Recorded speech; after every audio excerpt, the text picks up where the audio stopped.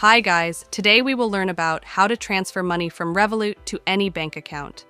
This process is really simple and easy. The first thing is open the application, and once it will be open, take a look on the bottom of your mobile screen. You will see three options: Home, Transfer, and Hub. From these options, you have to select Transfer, and for selecting, click on it. The next thing is, if that person is already in your Revolut, then you have to select that.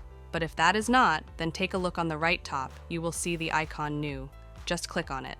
And here you have to choose an option. Like if you want to send amount to bank, then select the first option. Or if you want to choose card, then select card. And also, you can send amount to crypto wallet. But like I said, I will transfer money from Revolut to bank. So that's why I'll select bank. Here I need to write the account details. First thing is I need to select the country. The second one is currency, and then I need to enter the IBAN number of that account. After entering, tap on the arrow, and after tapping, you can save that contact. The benefit of saving that is you don't need to type the account detail of that account again and again. You just need to click on that Save Contact, then amount will be sent to that account. And it was the primary way by which you can transfer money from Revolut to any bank account.